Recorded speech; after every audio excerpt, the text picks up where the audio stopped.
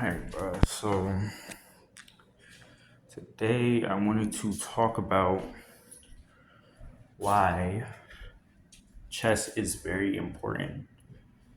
Because when you play chess, right, you are getting better at understanding the laws of the world and how people just are and how things in the world just are, and you're able to focus on the truth so you can gain awareness, right? This is because when you play a chess game, there are only best moves. There are not, you know, moves that are okay. Like they say that in the games, but if you're gonna win, what you're gonna do every time is just make the best move. And if you didn't make the best move, then you analyze the game. When you analyze the game, you will get better at chess.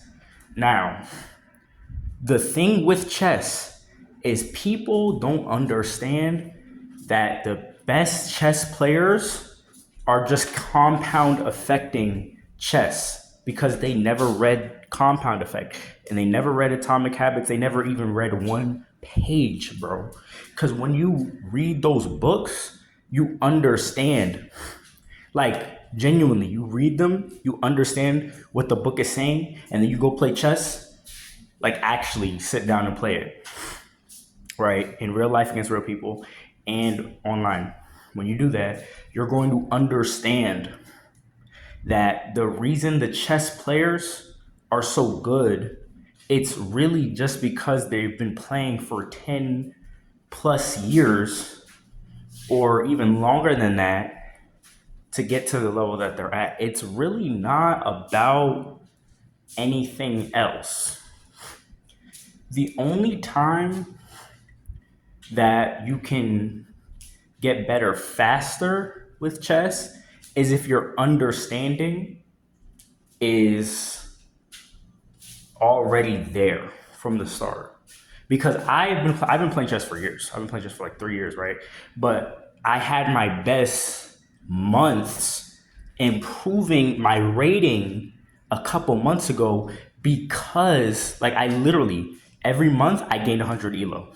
That never happened to me before, bro. That is crazy. And that usually doesn't happen.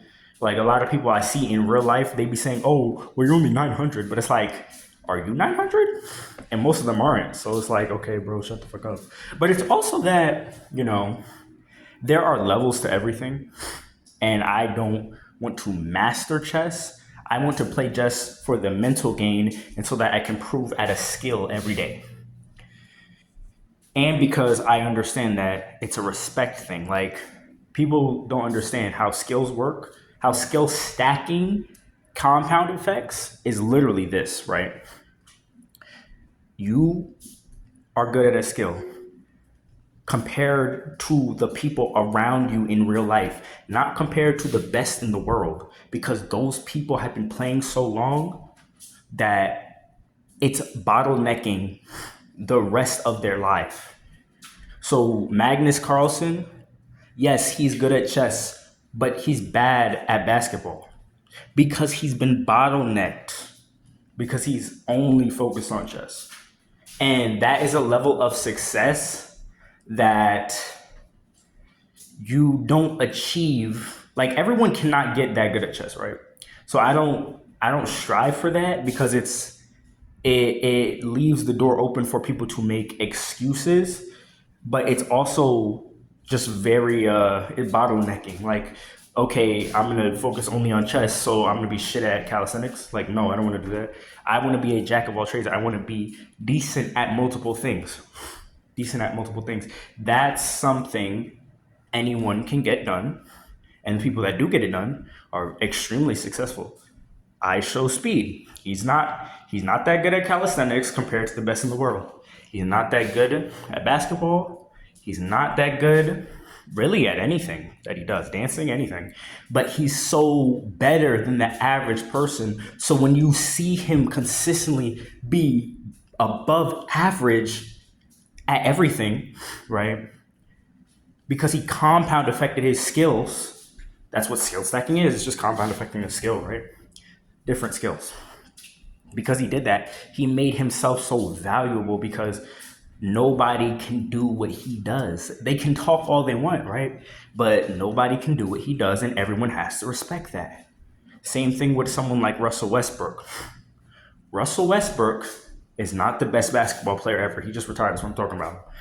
But everyone respects Russ because he is just better than the average NBA player. He just is, most NBA players just don't become MVPs. So even though he never won a championship and, all this other stuff that people like to say, knocking him, can they win an MVP? No, they can't. So that means when I compound affect these skills, it's really, I'm really just doing what works, right? But you learn that understanding from actually playing chess. And like I said, reading the books that I stated, reading the books, playing chess, you get better. But then you also with chess, you get better because like overall, this is why chess has been around for so long. It's been around for so long just because it is a fundamental activity. It's a very meditative activity, and it's proof that your brain is strong, your memory is strong, right? So it'll always be relevant. But when you play a chess game, people in real life are like chess pieces. They just are, bro. That is another aspect to this, the way that I like to live, this solo queuing in real life way I like to live. You have to see people like that. People are going to say, oh, that's bad, that's mean and stuff. Those people, they just haven't lived life enough to understand, like, things that people do are very predictable. People are very predictable. They always struggle with the same fucking issues, bro. So if I'm playing a chess game and it's all these, there's 8 pawns, right? People in real life are pawns. A lot of people on the internet, they're just a bunch of pawns. They're just, those are the NPCs, basically. The idiots. Those are the idiots, right? They can always, if they choose to, promote, to a queen or a rook or whatever they want to promote to, right? But they're not going to do the necessary work, so they will never promote. They just won't, right? They're always going to struggle with one of their vices. They're always going to struggle with one of the 7 deadly sins, so they're just never going to promote. That's really all it is, right? But the level up from that, the knights and the bishops, people like that are the smart people. Those are the people who they think outside the box. Those people will always have value too, but it's less than a rook, right? Because a rook, their personality type, when it comes to real life, obviously in chess, the rook is worth 5 points. And it moves in a straight line. It doesn't move like the knights and the bishops in a unique way. It doesn't do that. It's not a thinker. It's a simple doer. It's a keep it simple, stupid doer, bro. When it comes to real life, those type of people, those are your workout people like me, right? Obviously, well, no, not like me, because I am a thinker, but those are people like Hannibal for King. Hannibal for King, he's not like dumb. He just keeps things simple. And that's not a diss. It's just like he's not different. You know what I mean? But he will always have more value than all of these other people because they don't do anything. So just because he does what he has to do every day, and that's all he worries about, he has body game and he has inner peace, so he's always going to be Gucci. He's always going to be Gucci no matter what anyone says, bro. Right now, the compound effect comes in when you look at the queen. The queen isn't any different from all of the other pieces. They're just the rook, the simplicity and the doing, right? Combined with the think outside the box nature of the knights and the bishops. They just combine the two, right? Because they're obviously a rook and a bishop combined. That is what will get you to that, like the queen level of power in real life. Now, that's someone like a Simone Biles, you know what I'm saying? Simone Biles, bro, that's her archetype. She's always going to be like, she has when any gymnast really, they have the simple minded, okay, I have to just work out, but they have the ability to move their body in different ways. So they combine the two, and that is always going to be powerful, right? That's why the queen is so powerful. Its movement is just so different, and they just work hard at the different shit. You know what I'm saying? So that's how you would do that in real life, and that's how those correlate. The king is the most important one, though, because the king is always walking. Literally. Like I'm walking right now. The king is always walking, bro. The king is always observing. They castle in the game because they know, oh, there's danger.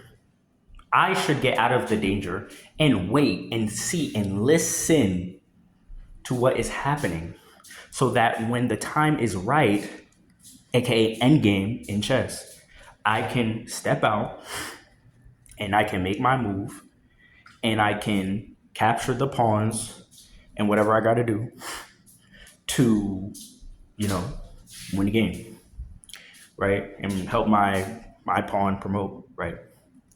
Those types of people, those are the David Gogginses of the world, bro.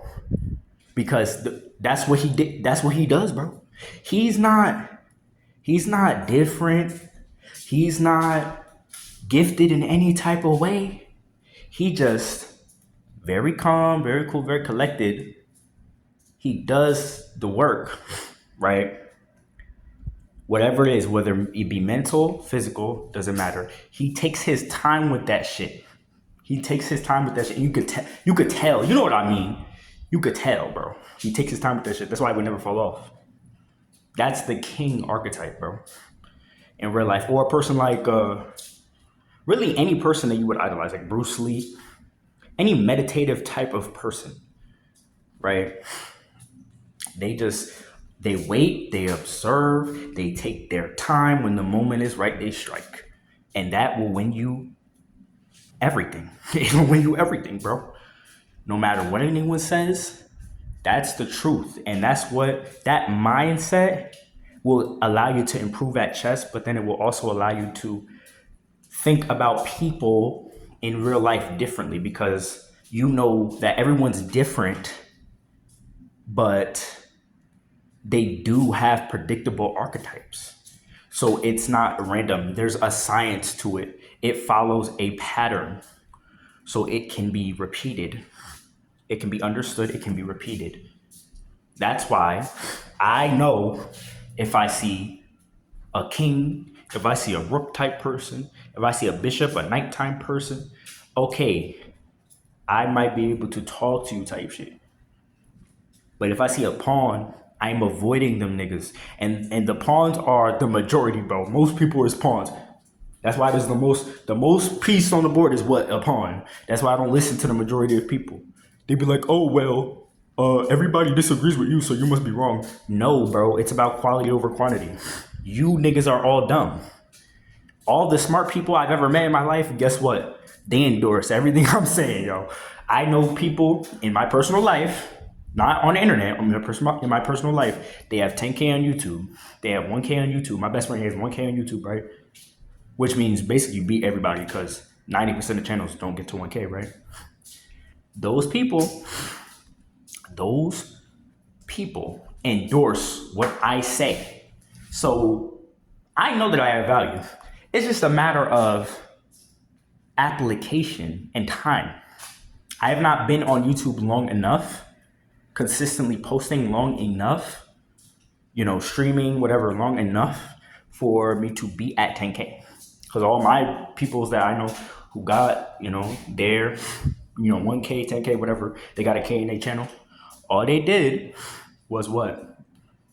Post, be patient, and put the time in. And it works. It works. I don't know when, but I know that you can't post like 10,000 posts and have no subscribers. That's like not possible unless your videos are just evil, like something you're doing on the camera is just some stupid shit. You know what I'm saying? So that's why when you see people in that way, you understand that okay, most people are pawns. So I don't have to listen to them. I have to listen to the knights, the bishops, the rooks, the queens, and the kings. Everybody else go fuck themselves, right?